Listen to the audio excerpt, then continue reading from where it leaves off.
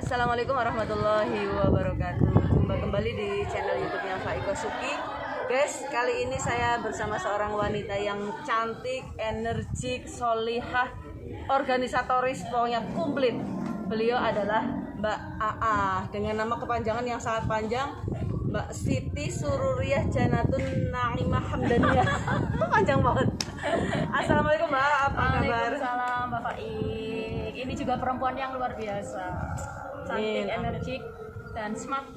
Pokoknya karena ketularan dari auranya Mbak, makanya terbalik ikutan cerdas ya. Nah guys, kali ini sebelumnya saya mengucapkan selamat Hari Kartini 21 April 2021. Dan pas sekali dengan momen ini kok saya dipertemukan dengan seorang wanita yang juga sangat hebat, yaitu Mbak AA.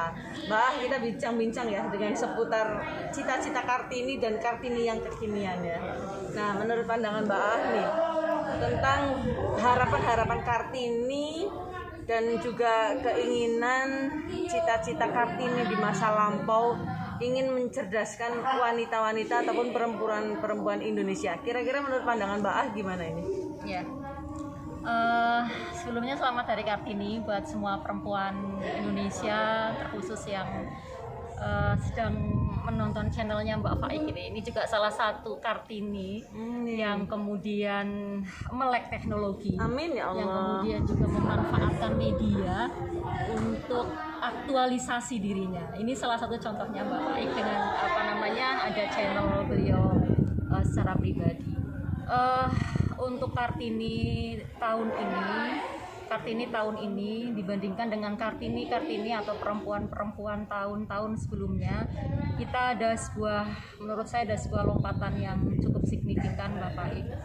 Karena perempuan saat ini dalam konteks kehidupan yang semakin mengglobal, kita on the way kehidupan digital dan bahkan virtual, perempuan ini menempati posisi yang teramat penting, baik dalam posisinya sebagai seorang publik maupun domestik. Bisa kita bayangkan emak-emak nih ya, dalam posisinya dia tugasnya di ranah domestik, dengan posisi atau kondisi anak-anak mereka tidak bisa bersekolah di tempat-tempat lembaga pendidikannya, tapi mereka harus bersekolah kepada emaknya. Sangat membutuhkan, dan bahkan dalam konteks COVID ini, kalau kita bicara tentang hikmah ya, kita bicara tentang berpikir positif, ini keterpaksaan yang kemudian justru bisa meningkatkan kemampuan perempuan itu sendiri. Nah, ini saya katakan tadi, ini perempuan mengalami satu lompatan yang cukup signifikan di tahun ini dengan adanya COVID, justru itu. Seperti kita tahu, cita-cita Kartini untuk mencerdaskan perempuan, kemudian memajukan pendidikan, kemudian meminimalisir perbedaan, jurang, ketidakadilan, dan sebagainya. Ini sudah semakin bisa kita wujudkan bersama. Dan yang terpenting Bapak Ik, kalau perempuan itu banyak meminta tanpa kita menunjukkan bahwa kita mampu, itu juga kita akan kurang power. Tapi menurut saya, kita tingkatkan dulu kemampuan kita tingkatkan pengetahuan kita pertinggi pendidikan kita, kemampuan intelijensi kita, karena katanya organ perempuan yang paling seksi itu otaknya.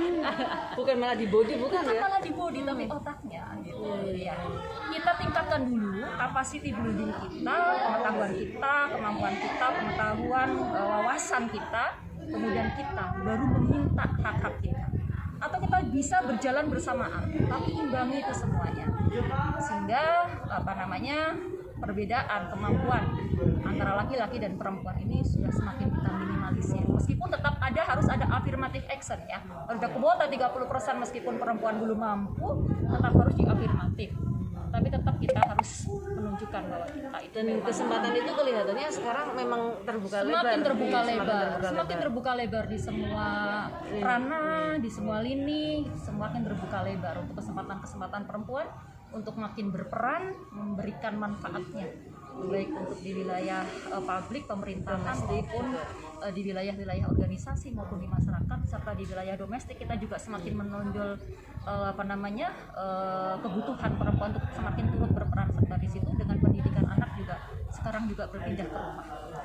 Dan ini Mbak melihat bahwa adanya lompatan besar untuk seorang perempuan bisa mengasah dirinya, bagaimana caranya dia bisa tetap memintarkan putranya walaupun ada di rumah sampai setahun lebih. Terus kemudian kita scarsing sebentar ya. Ngomong kalau udah. Oke. Ya. Terakhir kali Mbak, ini pertanyaan terakhir.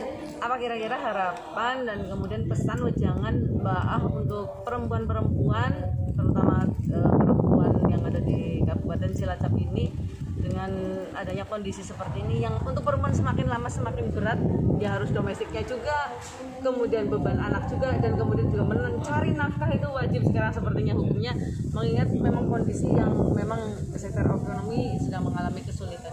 Ya, ya. Kalau bicara tentang ekonomi kita juga semakin meluas ya. Tapi gini, saya mengharapkan ada sebuah alur pemikiran positif saja. Alur pemikiran positif bahwa ini semua justru seperti saya katakan di depan akan semakin menguatkan dan mendorong menjadi daya dongkrak support system bagi perempuan untuk semakin maju.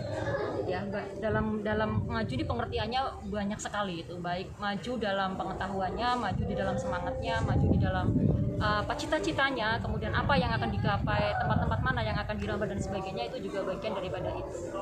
Harapan saya secara pribadi itu ada beberapa ya. Yang pertama itu untuk kalangan yang sekarang sedang menjadi gurunya anak-anak, ya, menjadi madrasahnya anak-anak, menjadi gurunya anak-anak di rumah. Ini perempuan-perempuan ini justru yang akan memegang kunci.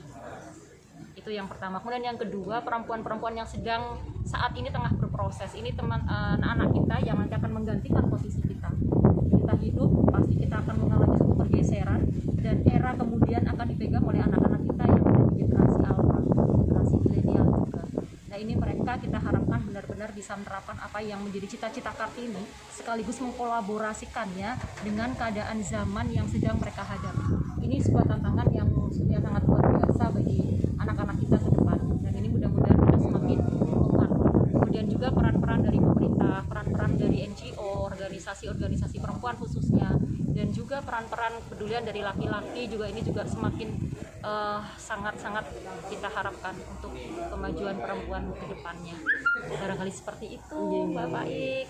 Dan itulah guys, luar biasa pemikirannya seorang Mbak Aah yang memang nanti kita tadi sudah bisa kita gali bagaimana beliau memiliki kesemangatan untuk para perempuan agar tetap harus maju, kemudian juga harus bisa selalu mengasah otaknya, karena ternyata sisi seksi dari seorang perempuan bukan pada badan ya, tapi pada otak. Jadi sehat jasmani, sehat rohaninya. Dan terima kasih Mbak untuk waktunya, tadi sudah digeret-geret, dipaksa-paksa. Terima kasih sekali meluangkan waktunya. Dan jangan lupa untuk like, comment, share, subscribe di channel YouTube-nya Faiko Suki. Wassalamualaikum warahmatullahi wabarakatuh. Terima kasih.